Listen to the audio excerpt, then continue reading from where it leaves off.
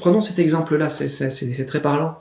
Ben, on décide de devenir végétarien, puis voilà le repas de Noël qui arrive, là, toute la famille est là, puis ils ont leur dinde de Noël, là, la dinde, là. Il faut la dinde pour Noël, là. Sinon c'est pas Noël. Mais toi, t'es le seul végétarien à la table, et là, t'as les remarques de ton oncle, t'as les remarques de ta tante, t'as les remarques de tes cousins, t'as ta tante qui arrive, ah, tu veux une petite cuisse? Ah, mais non, c'est vrai, t'es végétarien. Puis des petites moqueries comme ça qui vont comme te faire sentir un peu diminué. Voilà, des petites remarques sur ouais, ça va ta salade, elle est bonne. Et parfois, derrière l'humour, il peut y avoir aussi des parties qui vont avoir envie de se sentir au-dessus, puis te rabaisser un petit peu. Et voilà, au bout d'un certain temps, t'en as eu assez des remarques là, sur ta salade. Mais tu t'es toujours senti aussi inférieur, même dans ce rôle-là. Parce que derrière ça, t'aimerais ça pouvoir participer aux conversations, t'aimerais ça pouvoir rire avec tout le monde. Mais tu t'es aussi un peu bloqué, t'es devenu trop gentil, trop herbivore, trop proie d'une certaine façon. Voilà, tu t'es senti mal quand l'autre il t'a fait une remarque, tu t'es rabaissé, tu t'es un peu comme coincé de tous les côtés. Et là, ben, à un moment, tu pètes un câble et tu redeviens agressif, puis t'en veux à toute ta famille parce que t'as accumulé trop de charges émotionnelles négatives d'avoir été la proie. Donc tu redeviens le prédateur pendant un court instant parce que t'as accumulé trop de choses dans ton inconscient et ça explose. Et là, c'est ce qui se passe pour cette personne-là. Elle a comme une explosion de son inconscient où elle veut développer des valeurs plus herbivores dans l'énergie, plus émotionnelles, pacifiques, etc. Mais elle a encore les parties carnivores qui sont en opposition. Et comment est-ce qu'elle réagit ? Elle essaye d'intervenir comme nous pouvons en projetant de la poudre empoisonnée pour tuer les mammouths. Mais là, qu'est-ce que ça veut dire ? Ça veut dire que quand elle va faire face à une énergie comme ça, de mammouth, donc une personne, le mammouth, j'ai pas fini l'explication, mais c'est aussi un côté très rustre, hein, un côté supérieur aussi, parce que c'est un animal qui prend beaucoup de place, mais un côté très rustre. Le côté de la préhistoire aussi, c'est un côté où les instincts, les besoins sont très très forts. Donc un côté, comme on peut avoir un oncle à Noël qui est un petit peu mammouth parfois, où il prend beaucoup de place, puis quand il parle, toute la tablée l'entend, tu l'entends même chez le voisin.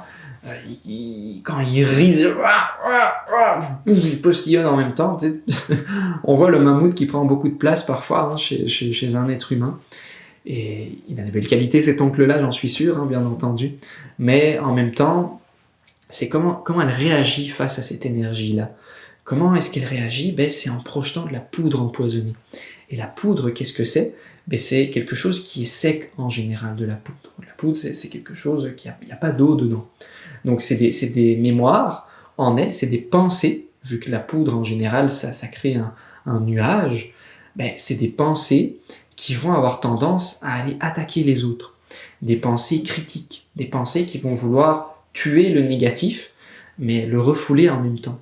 Et là, c'est le genre de choses qui peuvent émerger d'une façon, t'as retenu, puis là t'envoies la poudre empoisonnée parce que ça te fait mousser, de te faire rabaisser par les autres continuellement.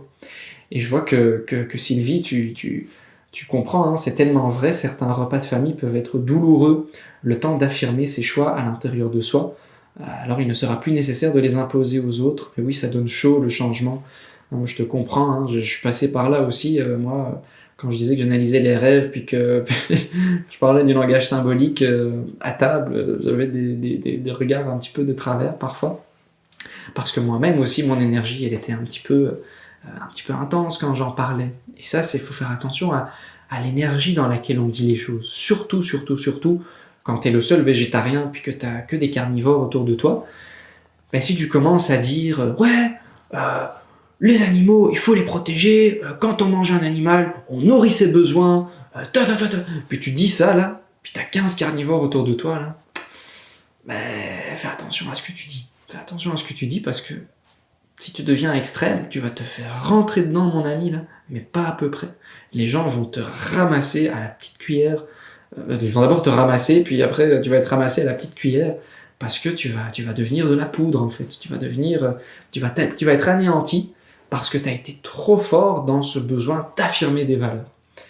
Et ça, ben, c'est un peu le retour de flamme, hein, d'une certaine façon. Quand on exprime les choses avec colère ou avec trop d'intensité, même si c'est des valeurs positives, ben, on a un retour de l'énergie négative qu'il y a en soi. Parce que si on combat à l'extérieur les avis des autres, ben, c'est qu'à l'intérieur de soi, on a encore des combats intérieurs entre ben, le côté herbivore ou carnivore, le côté qui veut manger de la viande ou qui veut plus manger de viande. Et tout ça, ben, ça demande du travail sur soi. Puis c'est long de travailler sur ces mémoires-là, mais voilà, ça demande de la discipline aussi. Ça demande de la maîtrise de soi. Ça demande de plus vouloir plaire aux autres aussi.